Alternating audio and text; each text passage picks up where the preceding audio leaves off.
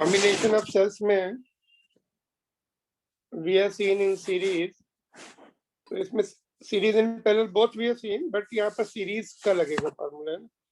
All are in series because ये जो voltmeter है ना,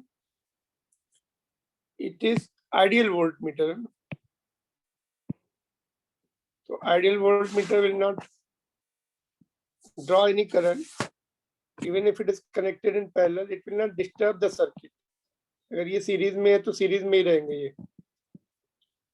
It is just measuring device, indicate the terminal potential between one, wherever we connect between that 2 points. यहाँ पर एक battery के cross connected है ना. पहले तो करंट निकाल लो. टर्मिनल पोटेंशियल में what we need is V is equal to E minus IR है ना. करंट चाहिए तो I निकालना पड़ेगा पहले. Since all cells are in series, therefore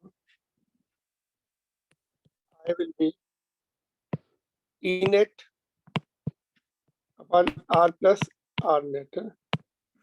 series में है कितनी है 4 ही हो जाएगा. E1 plus E2 plus E3 plus E4. Alright. External resistance है नहीं, इंटरनल रेजिस्टेंस 4R है ना. तो this comes E by R. Alright. Now since V is equal to E minus IR, तो E minus I की value put कर देंगे.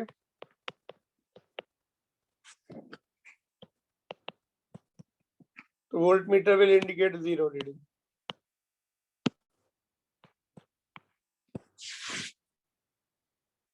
ठीक है. तो answer will be 0. This question is frequently asked in competitive examination particularly, but easy है. Boards examination में भी पूछ सकते हैं. इसमें ये बताओ. Okay, it is clear or not? Just do you want to clarify anything here? Just ask quickly.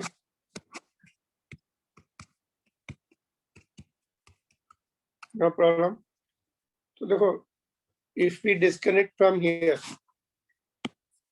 यहाँ से डिस्कनेक्ट करके यहाँ लगा दे, तब क्या होगा. 2 बैटरीज के लिए टर्मिनल पोटेंशियल बताया गया यहाँ पे. तो यहाँ पे हम 2 लिखेंगे और दोनों बैटरी का 2R लिखेंगे.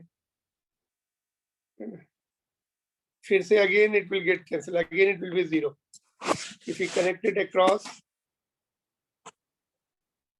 1 बैटरी or 2 बैटरी. और भी यहाँ पर देखो, is it connected across 1 battery और 3 बैटरीज. इधर से देखेंगे तो 1 बैटरी है, इधर से देखेंगे तो 3 बैटरी है ना. It is connected across 1 battery or 2 battery or 3 batteries. Answer will be 0 for all. 2 के लिए यहाँ भी 2 आ जाएगा, ये भी 2 आ जाएगा. E will B I will be E by R, तो R कैंसिल हो जाएगा. 2E यहाँ पे क्या होगा 2E minus 2E, फिर से 0 हो जाएगा. So whether you connect across 1 cell or 2 cell or 3 cell, it will be 0 in all the cases here. But इसमें changes क्या कर सकते हैं. If suppose one of the battery is connected in reverse order, ऐसे हो, इसको opposite कर दो, फिर answer will not be 0, है ना. They may do it competitive examination में particularly. यहाँ पे कितना बचेगा. Net EMF will be कितना 3 minus E. That will be your 2E. कितना आएगा यहाँ पर E by 2R. अभी ये देखना पड़ेगा इसमें टर्मिनल पोटेंशियल के लिए ना. यहाँ पर इसमें चार्जिंग हो रही है, इसकी करंट ऊपर जा रहा है, या प्लस लगाना पड़ेगा, है ना. I am telling you the changes. If things are changing, how will you tackle it. ये क्वेश्चन हो गया, इसमें कोई चेंज नहीं. Don't keep on changing the question itself. Sir क्या बता रहे, समझ लो. What I am telling you, if one of the battery is connected reverse, you have to deal according to that. Suppose same battery को reverse कर दिया, चलो देखते, don't write, just understand. Same battery को रिवर्स कर दिया तो I निकालेंगे E net upon R plus R net, है ना। एक बैटरी रिवर्स हो गई 3E माइनस ई अपॉन, ये तो 0 है, ये 4R ही रहेगा। Resistance will always be added up, वो माइनस नहीं होता, ईएमएफ में प्लस माइनस होता है इसलिए। तो this becomes 2E by 4R, तो 1/2 E by R। अभी ये बैटरी अगर हमने पर्टिकुलरली सेम बैटरी रिवर्स कर दिया ऐसे, current is going toward the positive terminal, तो therefore it will be getting charge, तो V will be E plus IR। तो E जो है एज इट इज, और ये आपका हो गया I की value 1/2 E by R into R, तो ये हो जाएगा आपका 1.5 E, 3/2 ही आ जाएगा। So like this, you have to change the answers, but generally, so far, whatever the question, competitive examination question is asked, same question is asked like this. उसको different shape बना दिया। If we make it like this, तीनों battery को proper लगा दे, इसमें only तीन battery रखते हैं ना, only 3 batteries, then also same answer will be there. If you connect the voltmeter, अभी भी 0 आएगा, या फिर साइक्लिक ऐसे बना दो।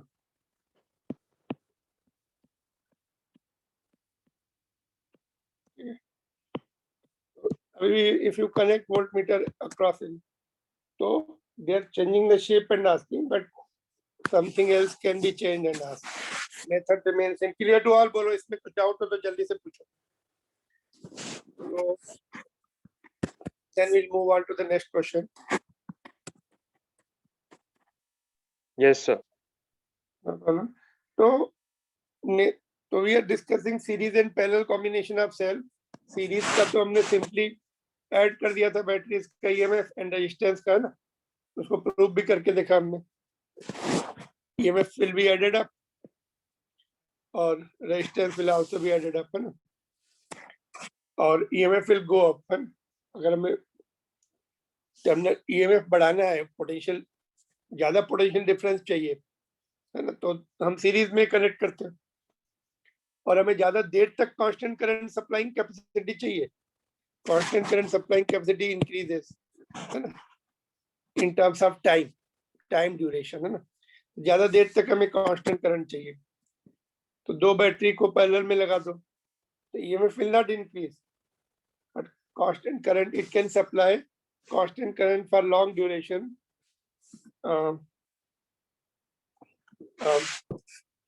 Without getting discharge.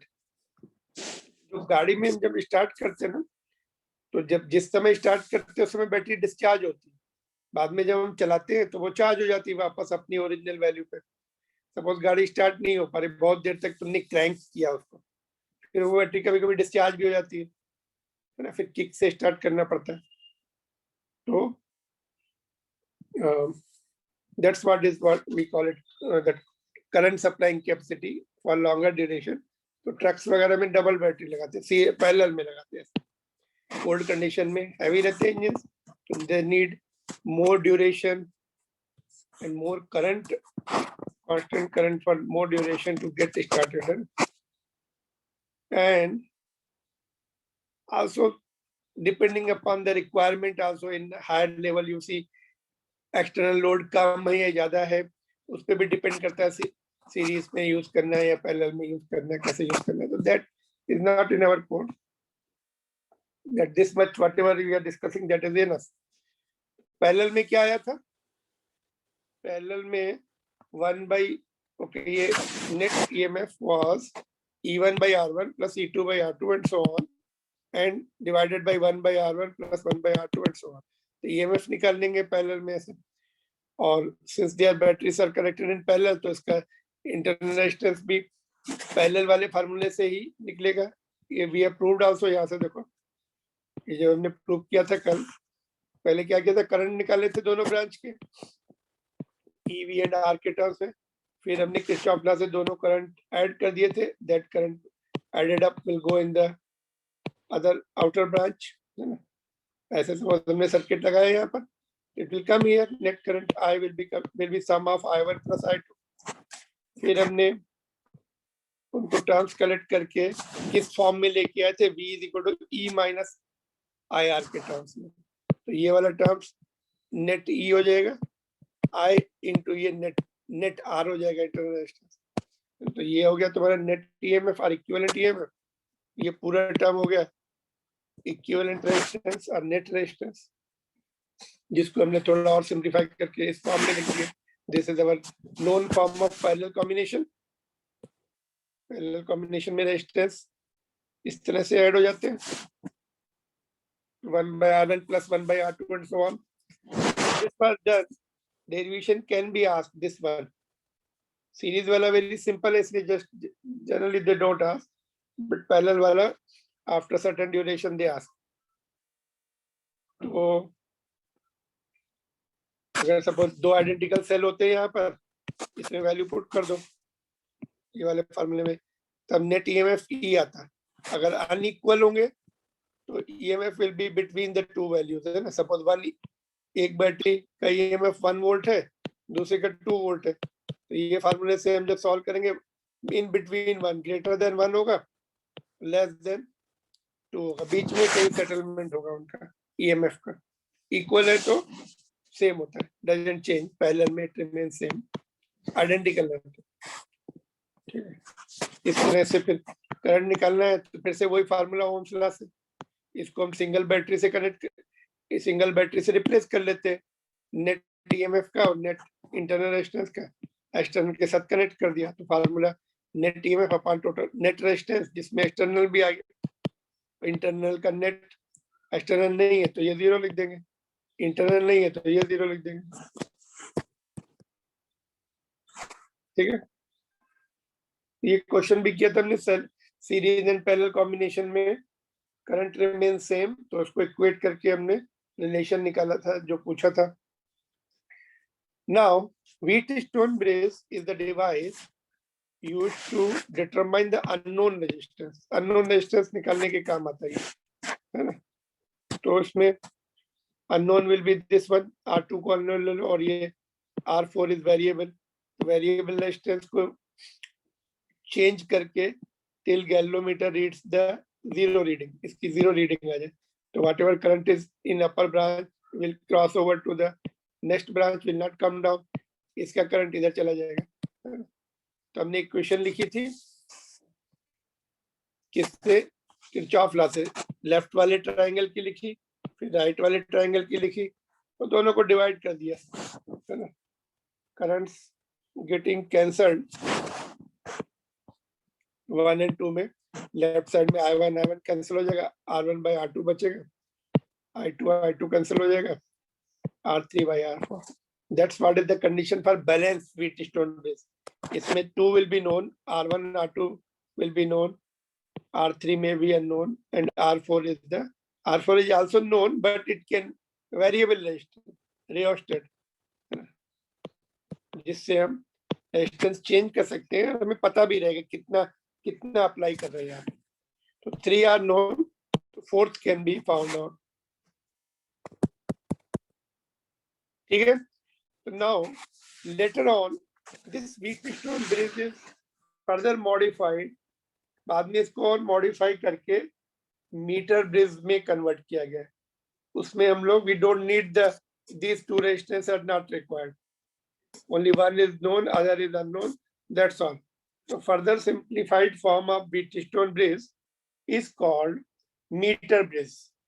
So let's see meter bridge क्या होता है। ये देखो मीटर ब्रिज, लैब में तुम लोगों को प्रैक्टिकल्स भी होंगे इसके, है ना। When you start going to your school lab में देख सकते हैं इसका मीटर ब्रिज। तो नाम मीटर ब्रिज है, इसका पर्पज भी वही है जो व्हीटस्टोन ब्रिज का था, to determine the unknown resistance, and principle जो है इसका, it is based on the Wheatstone bridge only. ठीक है, व्हीटस्टोन ब्रिज पे प्रिंसिपल पे काम करता है, जो अभी हमने ऊपर देखा सेम। थोड़ा सा मॉडिफाई किया गया है। पर्पज क्या है? टू डिटरमाइन अननोन रेजिस्टेंस, है ना। तो देखो इसमें ये वुडन बॉक्स पर this bridge this system setup, एक bigger wooden box will be there, उसके ऊपर ये सब सेटअप प्लेस किया जाएगा। ये क्या है? They are the thick copper strip, copper की ये स्ट्रिप्स हैं, ये वाली और ये वाली, और नीचे 1 मीटर का वायर है। ये wire AC is 1 metre, 1 metre. और उसके नीचे देखो मीटर स्केल भी लगा हुआ है मेजरिंग के लिए, मीटर स्केल, ठीक है। ये लेफ्ट गैप में there are 2 gaps, left and right. Left gap में अननोन रेजिस्टेंस लगाएंगे R, राइट गैप में known resistance S will be connected, है ना। ये thick copper strip इसलिए है कि they should not have their own resistance. We are dealing with the 2 resistance, तो other resistance should be minimum or negligible, इसलिए thick copper strips, ठीक है, ये copper strips रहेंगी। तो here are the galvanometer, ये galvanometer है जिसका एक one end is connected to permanently fixed to the mid point here, यहाँ पर, और दूसरा एक की रहती है यहाँ पर which can be slid on the wire, इस वायर पे हम टच कर सकते हैं, इसको स्लाइड नहीं करना चाहिए, टच करके, है ना। इसको भी call it, okay. Let us see construction, यहाँ पे थोड़ा मैं रीड भी कर देता हूँ। It has the uniform wire of length 100 centimetre, और दूसरा जो की मैं बोला था, it is called jockey. It is rod with the knife edge which makes electrical contact, ये जो यहाँ पे थिन रॉड होगी, नाइफ एज कनेक्शन, उसका शेप होगा, यहाँ पे टच करेंगे तो यहाँ पर उसका कनेक्शन हो जाएगा, current will start going up और डाउन, है ना। इसमें अच्छा नीचे बैटरी भी है, देखो ये यहाँ पे एक बैटरी है, की है, की को ऑन कर दो, current will start going in this wire, ऊपर भी जाएगा, इसमें भी जाएगा, है ना। और इफ अनबैलेंस है तो यहाँ भी आएगा करंट, जो भी मैंने ब्लू लाइन दिखाई है सभी में करंट रहेगा, till we get the balancing situation.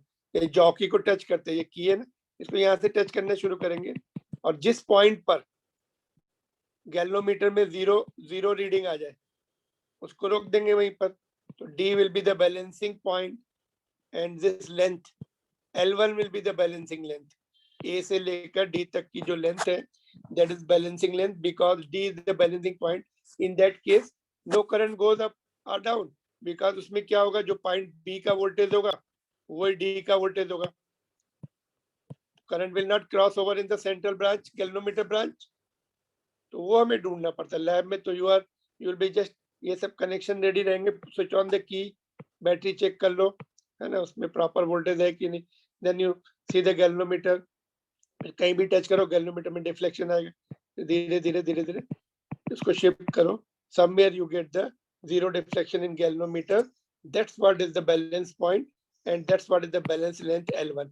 ये लेंथ कितनी होगी, remaining length will be 100 minus L1, if we measure the L1 in centimeters में है तो ये टोटल इज 100 सेंटीमीटर लेंथ उसकी, इसीलिए मीटर ब्रिज बोलते हैं। Metre bridge means 1 metre wire, uniform wire whose resistance will be directly proportional to length। Uniform wire में ये होगा, जितनी लेंथ है उतना रेजिस्टेंस होगा, according to that it will be changing, more length more resistance. Clear? ये नीचे वाले जो थे, ये R1 R2, ये R3 हो जाएगा, ये R4 हो जाएगा, इतनी लेंथ का, ये लेंथ का रेजिस्टेंस R4 हो जाएगा।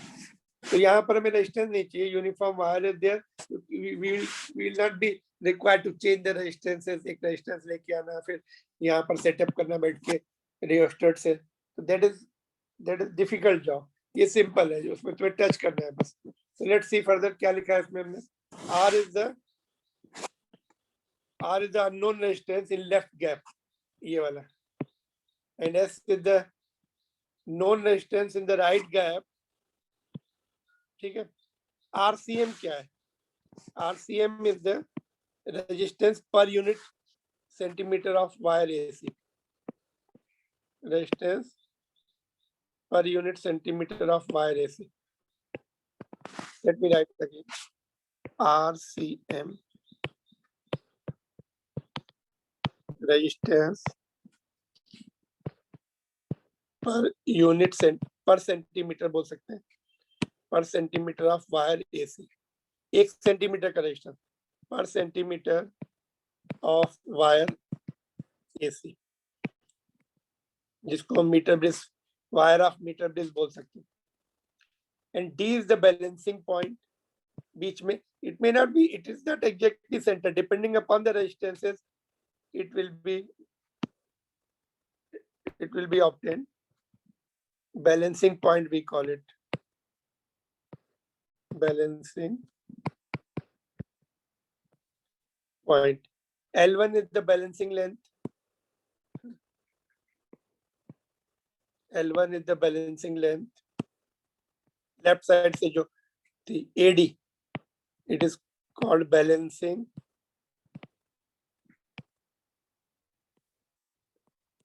AD. Shall I show it again? ये वाले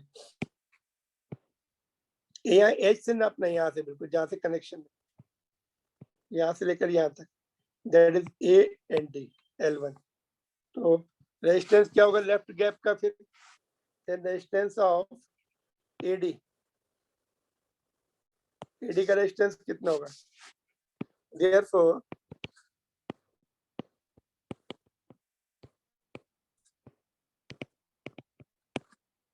RAD will be, पर सेंटीमीटर का कितना है? RCM है 1 सेंटीमीटर का, RCM into L1 and resistance of remaining part, ये वाला D and C, 100 minus L1 हो जाएगा, and that of DC, RDC will be RCM into 100 minus L1, RCM into 100 minus L1. ठीक है, बस चारों रेजिस्टेंस मिल गए हमें. So things are simple now. Using the balancing condition, using balancing, are you there? Yes, sir. Yes. Balancing condition use करो, R1 by R2 है ना, R1 by R2, तो R by S हो गया यहाँ पर, R3 by R4, तो ये RCM into L1 हो गया, और ये RCM resistance per centimetre into 100 minus L1, ये तो कैंसिल हो जाएगा. तो finally we get this relation. S को इधर भेज दो, राइट साइड में शिफ्ट कर दो. तो unknown resistance R will be L1 into S divided by 100 minus L1. So this is the final result. इसको हमें बस लेंथ मेजर कर लेना. तुम्हें मीटर रॉड है, बैलेंस करा के just measure the length there L1, और उसमें से 100 में से उसको सब्ट्रैक्ट कर लो. दूसरी लेंथ मेजर करने की जरूरत नहीं. You measure the first length AD accurately, and then remaining will be this one. और नॉन रेजिस्टेंस कितना है राइट गैप में, उसकी वैल्यू पुट कर दो. और इस फार्मूले में even you don't have to remember the formula. Why? Numerical के लिए फार्मूला क्यों नहीं याद रखना है? देखो प्रॉब्लम ये है, कभी कभी वो अननोन रेजिस्टेंस लेफ्ट गैप में दे देंगे, कभी कभी राइट गैप में देंगे. Length also they may give you numericals में 2 meters, even if it is meter bridge, but length of the wire can be given 2 meters. So simply हमें क्या करना है, this by this divided by this, इसको L2 ले लेंगे, L1 by L2, simple. तो numericals के लिए just formula, because things may change.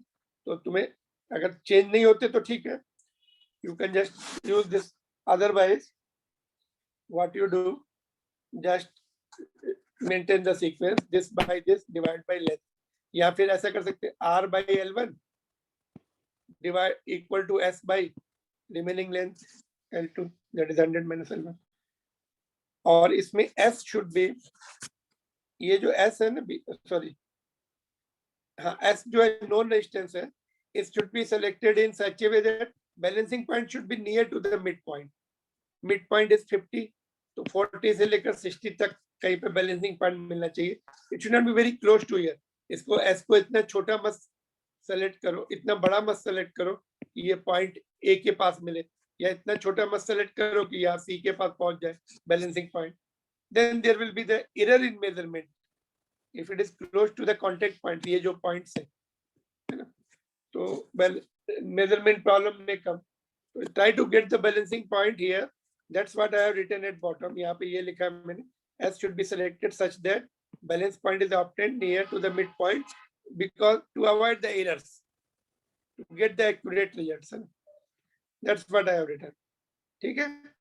So if it is asked, you make the proper diagram and remember these main points. ये जो points लिखे. तो construction may not be asked sometimes. बोलेंगे write the purpose, principle and derive the relation for unknown resistance. And why the thick copper steps are used. ये पूछते कभी-कभी. Lab में भी तुम्हें अगर practicals मिला तो they will ask you. Thick copper steps are to reduce the resistance of connecting systems. है ना? इनका resistance negligible होना चाहिए. किसका होना चाहिए? इसका और of course it will have certain resistance. ये वायर AC, बट उसका रोल नहीं है यहाँ पर, उसका केवल length is required.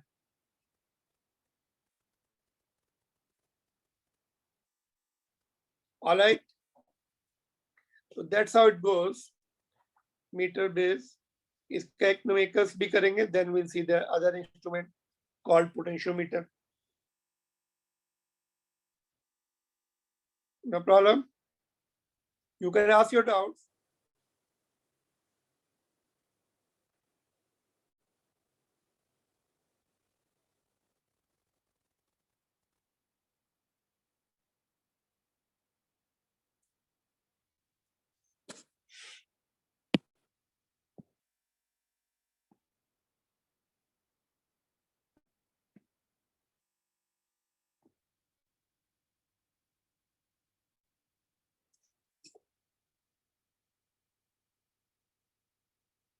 Okay, one numerical we will see.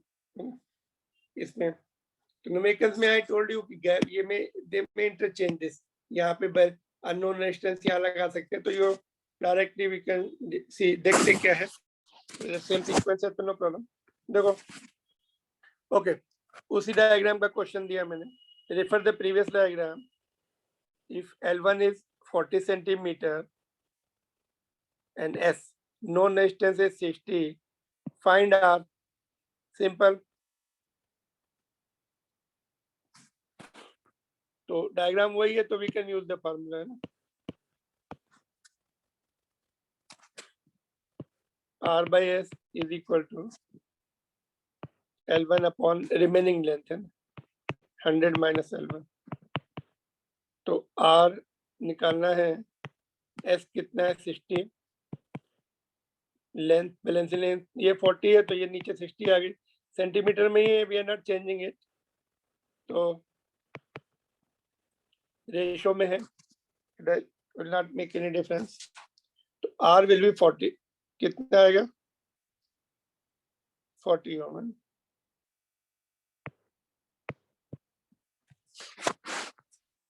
ठीक है. Now what is the second part? If resistance per centimeter of wire AC is 1 ohm per centimeter, find the current drawn from the cell of EMF 10 volt. तो ये 10 volt की दी हुई है. कहाँ गया diagram? ये वाला. दिस इज गिवन 10 वोल्ट और इस वायर का रेजिस्टेंस 1 ओम पर सेंटीमीटर दिया है. तो how much current will be going from battery, ये निकालना है.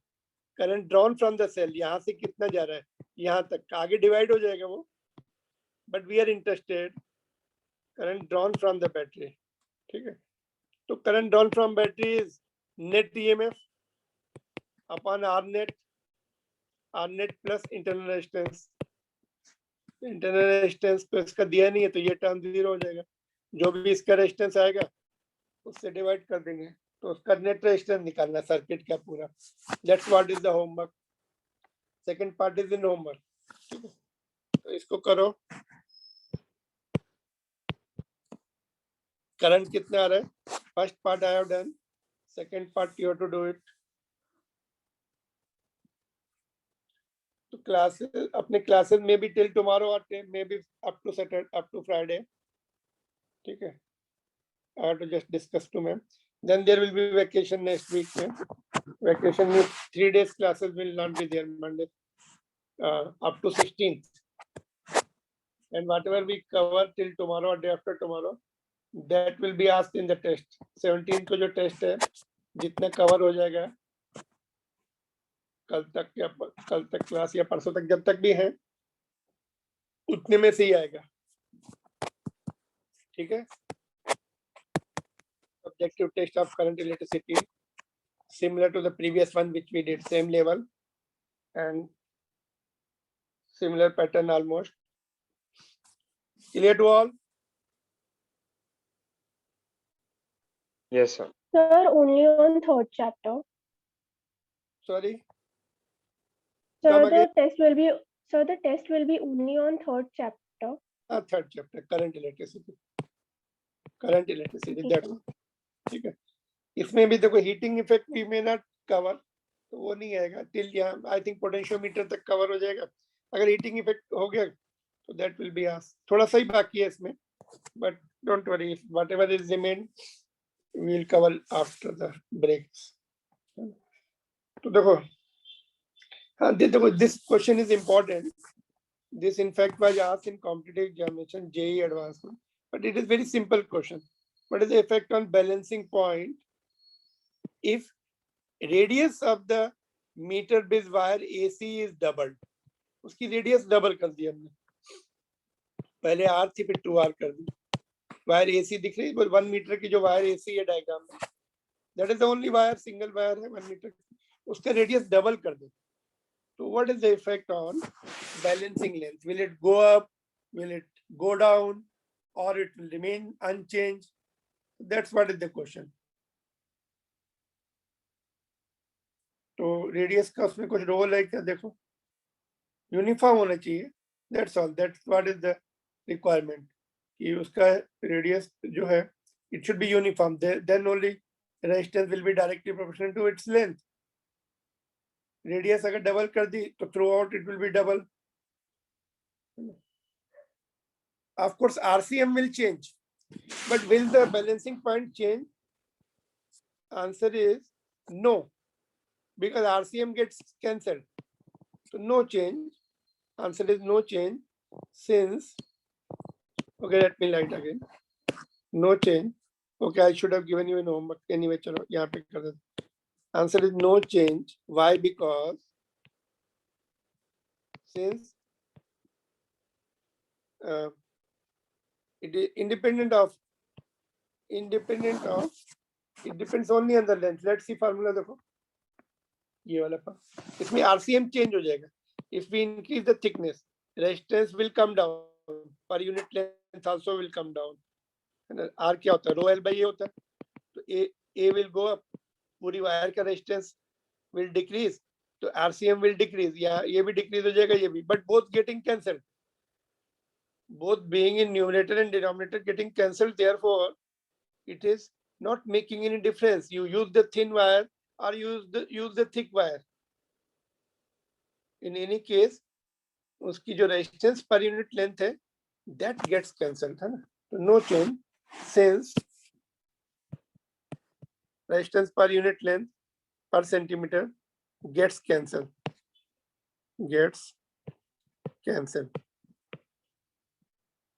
ठीक है। Current of course will change, current जो है आरसीएम चेंज हो जाएगा, यहाँ पे मैंने जैसे क्वेश्चन दिया है, तो आरसीएम विल फर्दर डिक्रीज, है ना, थिकनेस बढ़ाने से, तो current drawn from the cell will get change, है ना। सपोज उसका तुमने रेडियस बढ़ा दिया है, तो है ना, तो रेजिस्टेंस है नाउ इट हैज बिकम 0.5 ओम। तो सर्किट का रेजिस्टेंस कम हो जाएगा, current drawn will be changing. तो बट हमने बैलेंसिंग पॉइंट ही केवल पूछा है ना, दैट्स ऑल। तो नो चेंज। तो this was the question in competitive examination.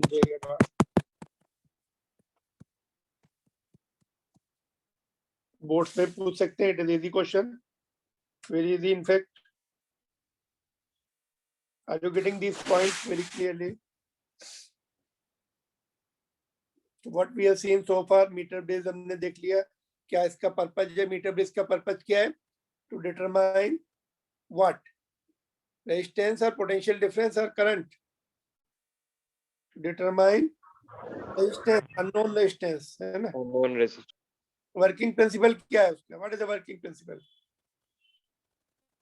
It Based on what Wheatstone bridge. Wheatstone bridge, ठीक है। एंड बैलेंस कराते हैं उसको। बैलेंसिंग में क्या होता है? What is balancing? बैलेंसिंग में क्या करते हैं? उसका गैल्वेनोमीटर में zero resistance, zero current. In other words, potential of that point जो डी था और पोटेंशियल ऑफ पॉइंट बी, इन दोनों का सेम हो जाता है। करंट डजंट क्रॉस ओवर, है ना, कहाँ गया diagram? Where it is here. तो बैलेंसिंग में क्या होता है? गैल्वेनोमीटर में no resistance, no current, I will be zero. In other words, potential of B will be VB will be equal to VD। D नीचे पॉइंट है, देखो यहाँ पर, है ना। तो पोटेंशियल इक्वल हो जाता है by changing the this position of की, जो की पोजीशन चेंज करते हैं। तो जहां पर पोटेंशियल इक्वल होता है वहां पे रोक देते हैं इसको। स्लाइड नहीं करना, स्लाइड करने से क्या, यूनिफॉर्मिटी विल गो, तो errors will come into effect, है ना। इसलिए उसको स्लाइड नहीं करना, टच करके you have to move forward. यहाँ पे टच कर, this end is free, only you knife edge rod है ये, उसको टच करते जाओ। यहाँ पर जीरो रीडिंग मिल जाए, बैलेंसिंग मिल जाए, उसको नोट कर लो, दिस मच मीटर स्केल से।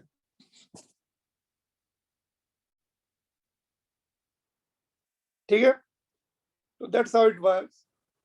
एंड ये क्वेश्चन भी देख सकते हैं, देखो solve example 9th you can do it at home, और 10th और एक्सरसाइज का देखो ये क्वेश्चन थोड़ी सी एरर है उसमें। एरर क्या है? उन्होंने सेम डायग्राम लिखा है ऊपर वाला, वेयर उसमें उन्होंने आर एंड एस यूज किया है। यहाँ पे they are using the terms X and Y, तो इसको एक्स कर लो, इसको वाई कर लो, ठीक है। तो बैलेंसिंग लेंथ गिवन इज 39.5, ये वाली 39.5 दी है फ्रॉम द एंड ए। ये भी देखना पड़ता है कहाँ से दिया है, एंड ए से। When the resistor Y is of 12.5, ये 12.5 है, नॉन रेजिस्टेंस 12.5 है, एक्स निकालना है ना। Determine the value of X, तो X by Y is equal to 39.5, remaining कितनी होगी फिर? 60.1, 60.5 हो जाएगी। सॉल्व कर लो, इसकी वैल्यू कितनी है? 12.5 पुट करके। कैलकुलेशन थोड़ा सा लेंदी आ रहे हैं, ऑलमोस्ट 4 बाई, ओके। तो ये सॉल्व करना पड़ेगा, तुम्हें कैलकुलेशंस करने पड़ेंगे। Determine X, why are the connections between resistors in Wheatstone meter bridge made of the thick copper strips to reduce the resistance of the system? क्या दिखा है? Minimize the resistance of the connections which are not accounted for in meter bridge formula. Minimize the resistance of connection, उनकी resistance minimise करो। They are not accounted for the formula, accounted in the formula, तो उनका minimise करना है। तो second part, determine the balancing point of the bridge about if X and Y are interchange, ये इधर और ये इधर, तो बैलेंसिंग पॉइंट कितना होगा बोलो? कॉमन सेंस लगा दे, ये वाले रेजिस्टेंस के लिए ये लेंथ कितनी थी? 60.5, तो अगर ये इधर चला जाएगा तो इधर से 60.5 हो जाएगी, और ये वाली लेंथ तुम्हारी ये 39, ये आ जाएगी 39.5। Otherwise you can solve it. अभी तुम्हें मिल गया है, x भी मिल गया, y भी मिल गया है, तो new length you can find out, but if you use little bit of common sense कि ये इंटरचेंज हो जाएंगे, if you interchange the balancing length gets interchange. One more point I want to explain. देखो ये कितने है 39.5, इसका answer कितने आ रहा है देखो 8.5। ओके ये 8.5 आया, 8.2 आया सॉरी, तो ये लेंथ कितनी है 39.5। ये बड़ा है कितना है ये 12.5 है, तो ये बैलेंस इसकी इधर वाली लेंथ भी मोर है, कितनी है ये 60.5। तो इधर का रेजिस्टेंस कम है तो बैलेंसिंग लेंथ कम मिलेगी। If you increase this resistance तो balancing length will shift this side. जितना ज्यादा रेजिस्टेंस होगा corresponding length will be more that side, है ना। तो ये तुम्हें ये रिजल्ट में भी यूजफुल। ये बड़ा रेजिस्टेंस को हम इधर ले आए, if you shift this side balancing length will shift further, it will need more balancing length because resistance is bigger. So that point you remember, if resistance is bigger that side of length will be more, ठीक है। अगर हमें unknown resistance बहुत छोटा है तो balancing length will be here, very small balancing length will be there।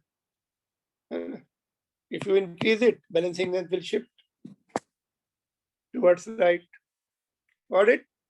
So this one, what happens, ये वाला देखो point, what happens if galvanometer and cell are interchanged at the balancing point of brace?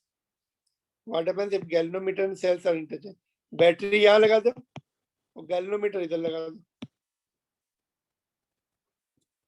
That's what they want to say. What happens if galvanometer and cells are interchanged at the balance point of the brace? Balancing, जब balancing मिल गई है तुम्हें उस समय, when you are getting the balancing condition, that time तुम्हें change करना है। Would the galvanometer show any current? Answer is no. Galvanometer will not show any. उसमें फिर से बैलेंसिंग कंडीशन ही मेंटेन रहती है। नेट रेजिस्टेंस में चेंज हम लोगों ने उसमें किया था शायद पहले, कैपेसिटेंस में we have seen it, it will remain balance. Ratio जो है R1 by R2 is equal to R3 by R4 will be maintained, but net resistance और नेट कैपेसिटेंस में चेंज है ना, वो हमें फिर से कैलकुलेट करना पड़ेगा। बट बैलेंस ये क्या होगा, galvanometer will still show no reading if we interchange with the battery. Battery को बीच में ले आओ गैल्वेनोमीटर को। तो already we did the question here there in the capacitance. तो दिस इज इंपॉर्टेंट। देखो इसमें दो थ्योरेटिकल क्वेश्चंस भी आ गए। कॉपर स्ट्रिप का काम क्या है।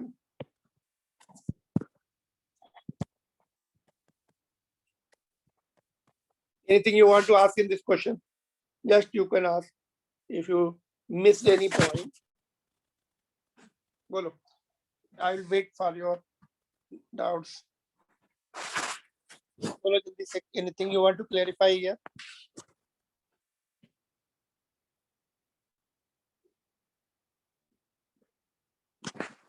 Yeah.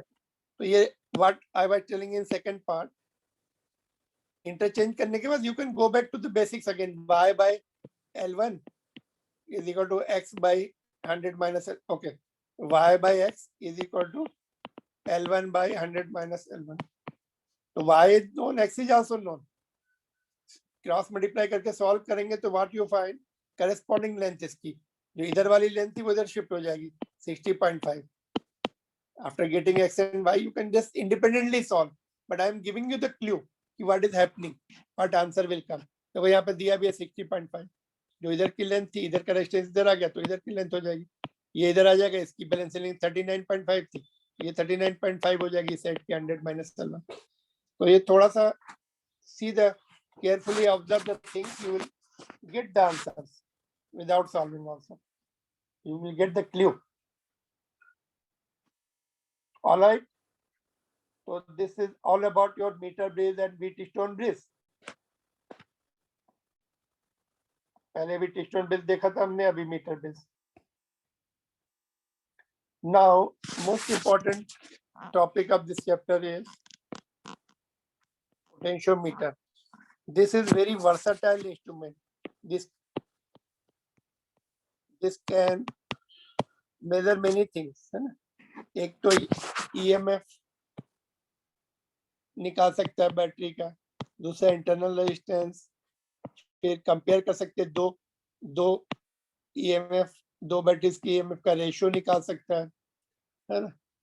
तो EMF अगर निकालना है, कभी कभी इंडिपेंडेंट क्वेश्चन आता है, which short question, which instruments is required to find the EMF of cell, तो क्या आंसर होगा? Potentiometer. Which instrument is required to measure the terminal potential of the cell, terminal potential के लिए volt meter, जो कि हम next chapter में पढ़ने वाले. Voltmeter potential difference measure करता है एंड टर्मिनल्स के बीच में, और when current is being flown तो वो टर्मिनल पोटेंशियल हो जाता है. But this is the instrument which can measure the EMF, और बैटरी के सेल के अंदर कितना इंटरनल रेजिस्टेंस है वो भी बहुत एक्यूरेटली निकाल सकता है. तो these are the two purposes we are going to see. उनके डेरिवेशंस निकालने वाले हैं which are frequently asked in the boards examination. तो पहला पर्पज मैंने क्या बोला? Comparing the EMF, comparing EMF of two cells, compare ratio निकालना, comparing is ratio, comparing the EMF of two cells can be done by the potentiometer device. नाम भी देखो, potentio means potential difference होता है, meter means measuring, है ना? तो potential difference measure करता है कौन सा वाला? जब current doesn't flow, that time we call it, this potential difference is called EMF. तो if one of the EMF is known, उसकी वैल्यू पुट कर देंगे तो other we can calculate also. EMF calculate भी कर सकते हैं, उसके लिए एक बैटरी हमें नोन होना चाहिए उसका. तो पहला purpose we are going to see in detail, इसका डेरिवेशन करने वाले हैं हम लोग. E1 by E2 कितना आता है, comparing the ratio of EMF of two cells, dividing that comparing means ratio ही होता है. Second one is to determine the internal resistance of cell. This is also frequently asked. Which instrument is used to determine the internal resistance?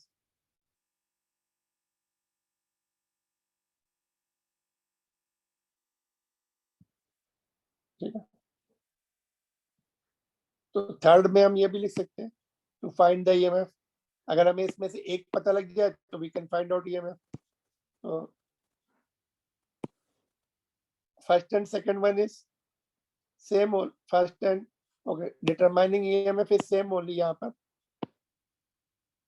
Okay, just let me write. Also to determine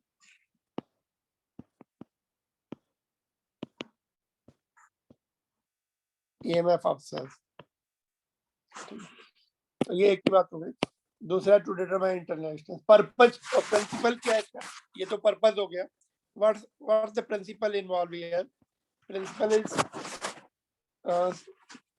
simple principle है. देखो, अगर किसी wire में, uniform wire में constant current is maintain, ठीक है, तो उनके दो पॉइंट, एनी टू पॉइंट्स के बीच का जो पोटेंशियल डिफरेंस होगा, that will be directly proportional to length of that part of the wire.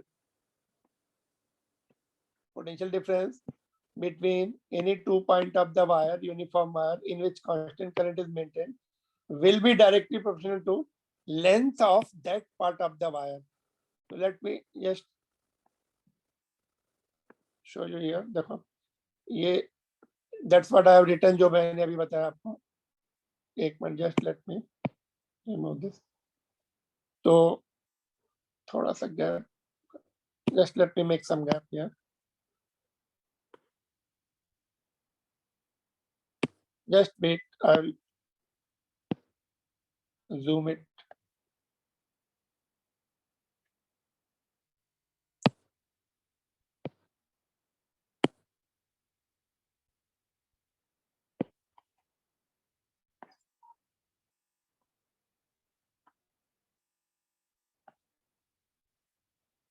Can you see now? Okay. तो क्या लिखा है देखो, that's what I told you. When the constant current is maintained in uniform wire, then potential drop or potential difference between 2 points is directly proportional to distance between 2 points, that is length of that part we can say. तो देखो कैसे prove करेंगे इसको.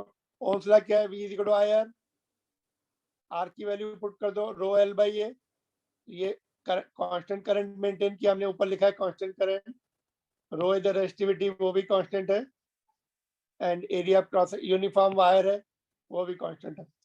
तो V directly proportional to L, जितनी उसकी length होगी उस पार्ट की उतना ही potential difference, bigger length bigger potential drop will take place और bigger potential difference will take place. So potential drop is directly proportional to length of that part of the wire. ठीक है, तो Ohm's law से हमने prove भी कर दिया उसको. तो क्या सीखा हमने? पोटेंशियोमीटर के purpose are frequently asked in the short questions. Principle is also simple. Potential drop is directly proportional to, or potential difference is directly proportional to the length of the wire. Potential difference in the wire is directly proportional to its length.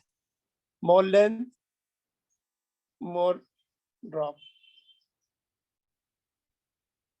Common sense. तो देखो ऐसा देखो, suppose एक तुमने एक 1 metre की wire ले ली, battery लगा दी, ये 1 मीटर की, पूरा पोटेंशियल ड्रॉप, ये 10 वोल्ट की बैटरी है, 1 मीटर में ड्रॉप हो जाएगा.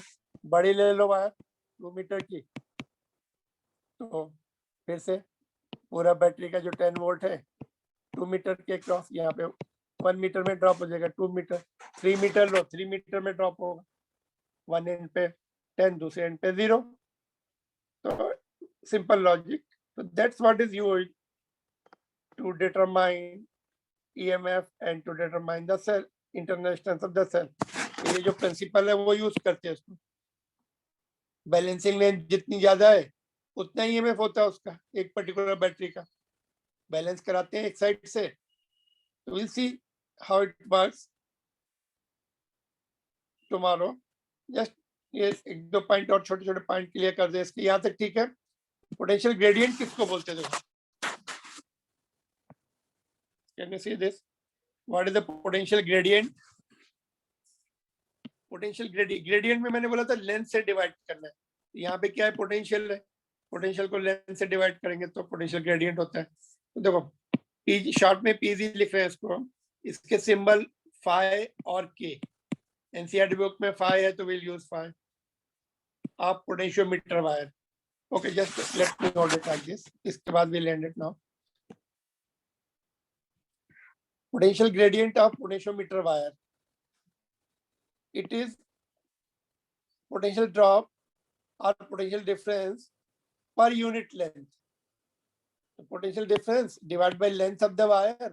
Unit क्या होगा potential gradient का? Volt per meter. Cross multiply. Okay, cross multiply कर लो इसको. तो potential difference will be equal to PG into L. तो P पोटेंशियल डिफरेंस को E सिंबल लिख सकते हैं या VC लिख सकते हैं. अगर वो EMF को रिप्रेजेंट कर रहा है तो E लिखेंगे, टर्मिनल पोटेंशियल को रिप्रेजेंट कर रहा है तो V लिखेंगे. तो that will be equal to potential gradient का सिंबल फाई है एनसीईआरटी बुक में, और कितनी बैलेंसिंग लेंथ है वो यहाँ पे आ जाएगी. तो phi will be, E will be equal to phi into L. ठीक है, तो that's what is the potential gradient and related point. Potential gradient तो ऊपर पढ़ा हमने, उससे रिलेट हमें मेन क्या चाहिए? इसका रिलेशन चाहिए EMF के साथ. Just minute. तो इट इज द डेफिनेशन, यहाँ से डेफिनेशन आ रही, potential difference divided by length, और यहाँ से हमें यूजफुल रिलेशन ये हम यूज करने जा रहे हैं नीचे. पोटेंशियल ग्रेडियंट पता होगा हमें वायर का, और कितनी बैलेंसिंग लेंथ है उससे मल्टीप्लाई करके हमें EMF मिल जाता है.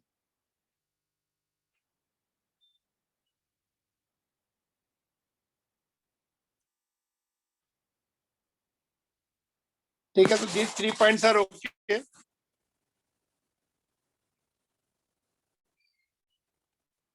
So this we need it.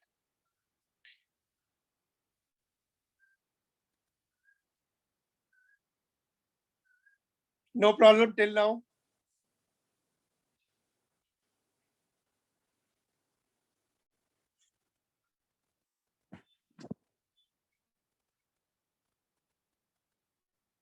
Are you there?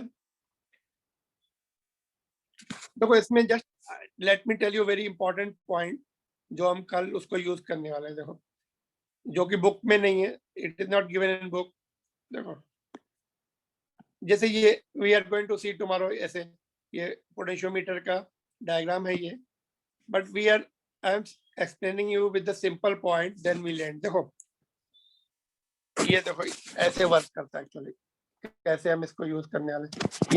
ये बैटरी रहेगी तुम्हारी पोटेंशियोमीटर की, इसको ड्राइवर सेल बोला जाता है ना, which we call it main cell. और ये पोटेंशियोमीटर वायर रहेगा इतना, इट विल बी लेंदी, यहाँ से लेकर AC wire, it may be 10 metres तक, है ना। तो 10 मीटर्स एक साथ तो बनाना नहीं है, उसको ऐसे से बनाते, फिर ये 1 मीटर हो जाएगा, यहाँ पे थिक कॉपर स्ट्रिप, फिर ऐसे, नहीं तो it will be very lengthy instrument, handle करना मुश्किल हो जाता है। उसको ऐसे बना लेते हैं, इस तरह से 1 मीटर के बेंड कर लेते हैं thick copper strip. This will be your potentiometer wire, ठीक है।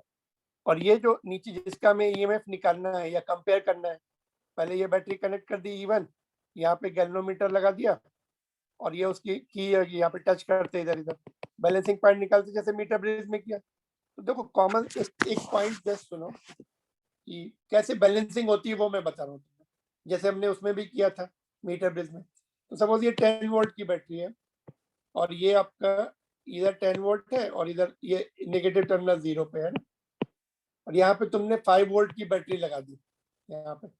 ये कॉमन टर्म्स है, तो कॉमन पॉइंट्स है, तो ये वाला एंड भी 10 वोल्ट पर रहेगा, ये कॉमन पॉइंट्स है, सेम पोटेंशियल पे रहेंगे। अगर ये 10 वोल्ट है तो ये कितना होगा इधर वाला, फिर 5 होगा, तभी तो 10 माइनस 5 वोल्ट की पोटेंशियल, 5 वोल्ट की बैटरी है।